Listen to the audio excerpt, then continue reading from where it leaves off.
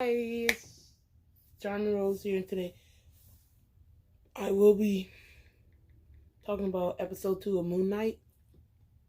Moonknight.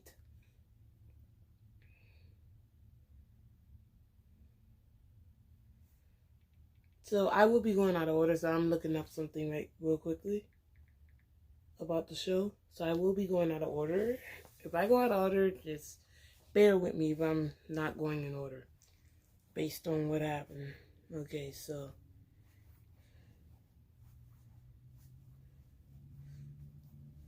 and if you haven't seen Moonknight yet, go watch it. Go watch the episode.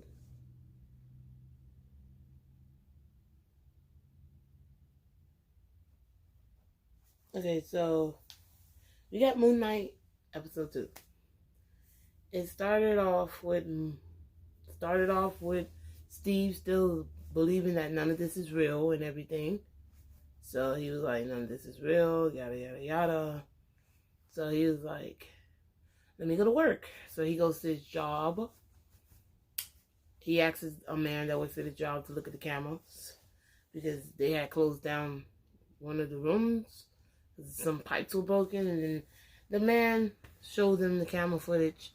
He said some dog was chasing after him, but the man didn't see any dog chasing after him. And then I bet, yeah, he likely got fired from the job. So he gets this little thing. He gets something for him, and he's like, okay. So he goes to this storage place. He unlocks this storage that's in his name because he got the key for it. So he goes inside. He sees a little cot, like a little bed, like a cot type bed, and he sees a bag, a duffel bag. So he walks over to the black duffel bag, open it, and he finds that little thing.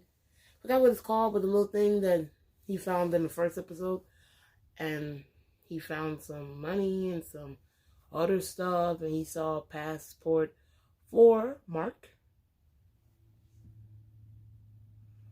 And it was like, and Mark started talking to him, talking about how you should give the body over to me and let me take over. And said, if you let me take over, I will fix all of this and you'll never see me again. And Steven's like, no, I don't believe that. And then Mark's telling him, oh, you should just lay down on a little bed. And Steven's like, no, I want to know the truth. What is going on? So he explains to him what's going on. And then he talks about some God. Steven didn't believe him. So Steven ends up taking the little thing and running. He takes the bag and run off. Moonknight coming after him. As he runs out of the storage place, he trips over. And that's when somebody on a motorcycle was pulling up. He almost ran into them. And then the person said Mark, and then he looked up and he's like, Layla? So Layla was there, and then she told him to get on the bike. So come on, let's go. So they're driving off. And then Layla's getting mad at Mark. Steven looking confused, like he don't know what the hell's going on. And Layla said, how can you just disappear on me? I'm your wife. And Steven looking like wife, because Steven don't know that his other personality in his body has a wife. Mark has a wife.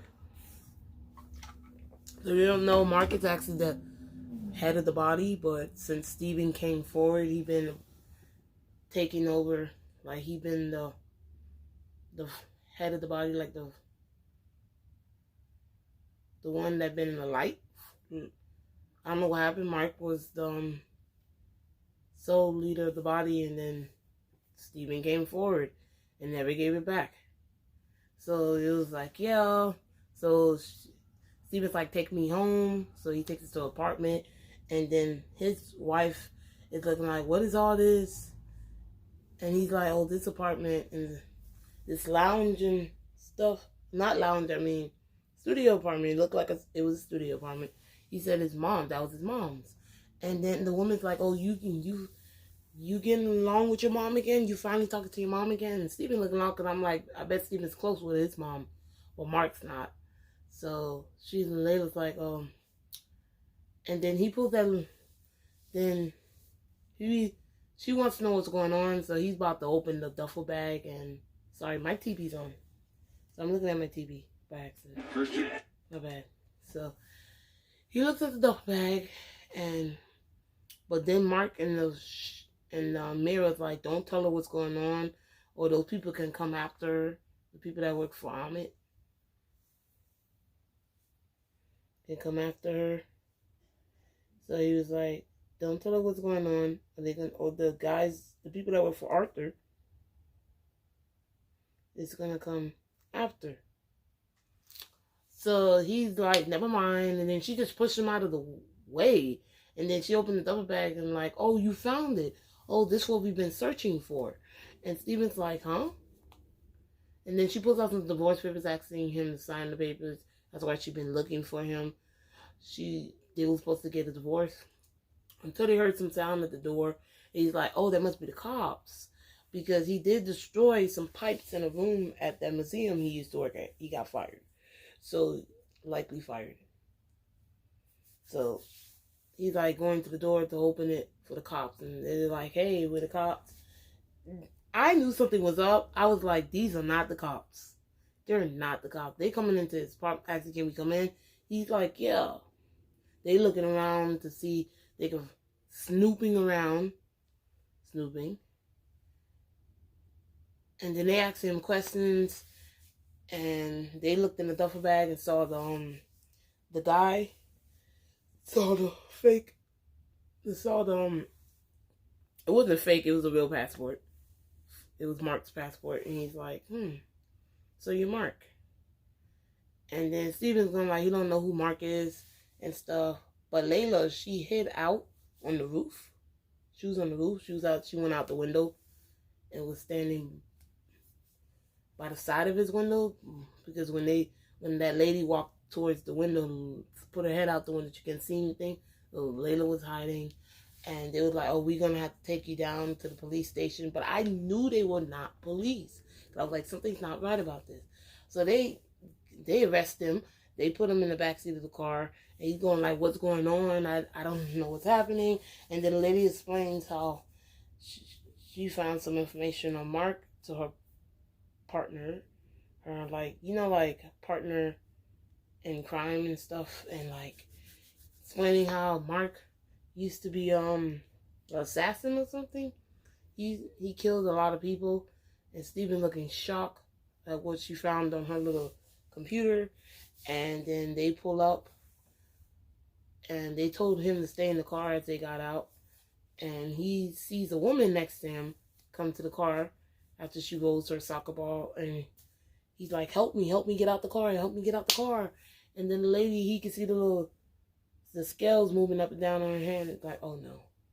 So the car door opens, he falls out, and then that's when that other man appears, Arthur appeared. You could still hear the glass in his shoes. Like, literally, he was walking towards the car. You can hear the glass still in his shoes. I'm like, dude, how do you walk around with broken glass in your shoes? For somebody to do that, you must be crazy. Because I never heard of someone breaking a glass cup and just pouring the glass into their shoe and walking around with glass. And I'm like, where's the blood trails? This dude is literally walking around with those type of sandals that's a little bit open in the front. And I'm like, where's the blood trails? Why haven't we seen blood come from? It's like he can step on glass and the feet heals every time. Blood comes and it heals automatically, because I'm confused. I'm like, you will see blood trails, footprints. And this dude's talking to him, and he unhandcuffs Steven, and he tells Steven about the small little town and how this town was going through a lot until he came there. And I'm like, Arthur sounds like some cult leader to me. That's a cult leader. It's giving me cult leader vibes. Everybody's saying hi to Arthur. The young lady that was playing with the soccer ball with the other kids, the kids younger than her, she was speaking in Mandarin, and he said that they learned how to speak 3 different languages here in this town. And then he shows them into this little middle area in the middle of the town where they look like they be having events out there for the people that live in that town. And he said, grab a plate, grab a little tray. They grabbed some food. There was people watching a movie with headphones on. It's like those movies where you wear the headphones. And it's like when you go to a silent music party where you have the headphones on and the music's playing in the headphones. And everyone's just dancing. It's like that. So he sat down with Arthur, and Arthur explained to him about Amit and how Amit judged people. And then Arthur's confused, like, how do you judge somebody before they even think about it? Like, how? And I'm like, this gotta be a setup. I'm like, something's not right about this. They're just sitting there at one of the little tables, eating the food, and Stephen going like, this food is good. And I'm like, something's not right. It's not right. And then that's when all these people, one by one, start getting up and walking closer to Stephen. And Stephen's questioning Arthur. And he's like, how can Amin judge somebody? What if a child? I'm like, and Arthur's saying Amin can even judge kids. And I'm like, huh? And then Arthur's like, how do you judge somebody? He said, I thought about killing my boss, my ex-boss, like his old boss. He don't have the job anymore. He said, I thought about killing her every day, but will I do it? No. So he gets up, and then Mark's wife appears with the little thing in her hand. I keep forgetting what it's called. So I'm going to just say thing. And then Arthur's like, you got to get that back to me. That's my property. And then Mark's wife, Layla's like, run. So Stephen runs behind Layla. They run up some steps. And the people start following them. Arthur's disciples. I'm not saying disciples. I mean, like, how did they feel like this? It felt like a cult to me, but I'm gonna be honest. It feels like he's a cult leader in different towns, but I'm gonna be honest. It feels like that. Like, everywhere he goes, people worship him, or he has a way of persuading people into believing him. So yeah, they run up the steps. Layla fights one of the dudes, kicks him in the stomach, and push him off. And then Steven's like, oh, that's so cool. They run into some room. They lock the door. And then Layla's like, make the suit appear. Make your suit appear. I've seen you do it before. And Steven's like, no, I can't do this. And then Moonknight is telling him to do it. Not Mark. Moonknight. The one that's basically just trying to be a host in Mark's body. And Steven's body too, because Steven is the second personality of Mark's body, Mark's brain. So like, yeah. So that little creature that was after them, it looked like a dog, was barged into the room. Steven falls out of the window. It breaks. He falls out of the window and he lands. And when he lands on his knee. Like he was kneeling on his knee. And then a suit appears. And then Mark in the reflection, like, what the heck? Like, 'cause it was a new suit. It wasn't like how the one Mark wore. When Mark is the host of the body, it's not like how the suit that Moonknight gave Mark to transform into. So he's like, oh, a new suit. So they run into another part of the town, and then the dog's chasing after Steven. And then Steven still don't want to give his body over. He still don't want Mark to be the host of the body, to come back as the host. So he's like, I could fight off this dog. Anyway, this dog looked invisible and people couldn't see the dog. And there was people on the bus. He was fighting the dog. And Mark's wife even tried to step in to help Steven. But that whoever that little creature was that looked like a dog was stronger than them. And there was people on this bus. And he's getting his behind beat by the little creature. And the people on the bus look scared because they can't see it. And then there's people walking around in town. There's people on the bus scared. On a public bus scared. Double-decker bus scared. And his body's getting slammed into the bus windows. And then there's these two ladies walking by, and they're going like, they must think he's crazy because he's literally fighting the air. He's punching, and like, they can't see it, so people would think he's crazy. And then Mark's like, please let me take the body. And then Steven's like, yeah, you can take the body. And then that's it. That's pretty much. Mark takes over the body and he fights off the little dog. He has the dog follow him. He has the dog follow him up to a roof, and he fights the dog. And then Mark's like, oh, I'm going to take over the body for a while. And Steven's like, no, I want to go back. And Mark's like, no. And then Mark has a whole conversation with Moonknight, the creature, the Moonknight. And he has, no, not with Moonknight. I mean the god that created Moonknight and everything. And is being a host in Mark's body. They have a conversation. Mark's talking about he's going to fix all this. And the god, I don't know if he's a god or not, but he said that, oh, Steven was not supposed to know about anything. He wasn't even supposed to get involved in this. And he said, once I do all this, I don't owe you nothing anymore, because he said we had a deal. So I don't owe you anything after I fix all this. I can be free of you. And then, I don't know if this person's a god. I got to look more into this. But this god, per se god, said, oh, if you don't, and then this god's like, oh, okay, you want me to leave your body when this is done, because we had a deal. And he said, I know who the next body I'm going to be the host of. And he was talking about Layla, Mark's soon-to-be divorced wife. If they are getting divorce, I don't know. I don't know, not if they're getting divorced or they're going to try to work it out. I don't know. So, yeah.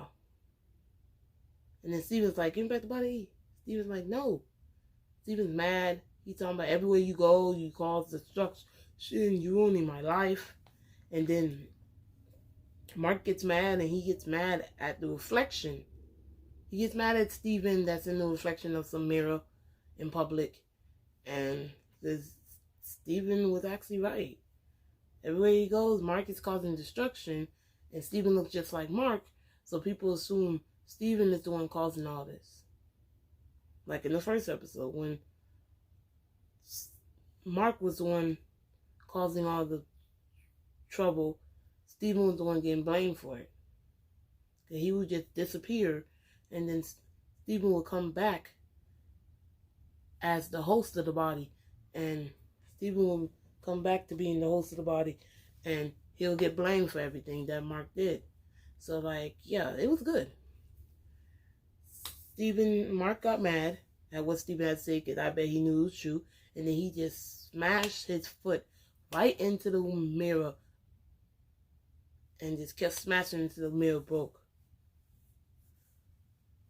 And that's pretty much it. That's the end of the episode. It was really good.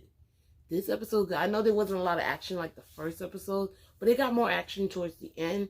And I thought it was cool that we got to see who Layla was. And I didn't even know. I was shocked when Layla asked Steven to get on the back of her bike. And she got mad at him and talking about how you can just disappear on your wife. I'm like, Mark's married. But it was a good episode. I gotta give it 8 out of 10. The reason why I'm not giving it a 10 out of 10 like the first episode was because there was not a lot of action in this episode. But it was cool that we got to see who Layla was and why they were not together. We found out they might be getting a divorce or may work it out. We found out more about that little dog creature. I think there was more than one of those little dog creatures. In the first episode, one was killed. So I think there's more than one. We got to find out what Mark did for his job. So yeah, this episode was really good. And that's my review, an 8 out of 10, because I want more action. I don't know why. I don't know why I expect action or someone dying in every episode. But I expect more action. If someone don't die, I need more action. Someone don't have to die. I just need more action. So yeah, thank you so much for watching this review of episode 2 of Moonknight. Not the movie Moonlight, Moonknight. And yeah, let me know your opinion on episode 2. If you haven't seen it yet, go watch it. And don't forget to click that like button and subscribe. Comment down below your favorite character from Moonknight.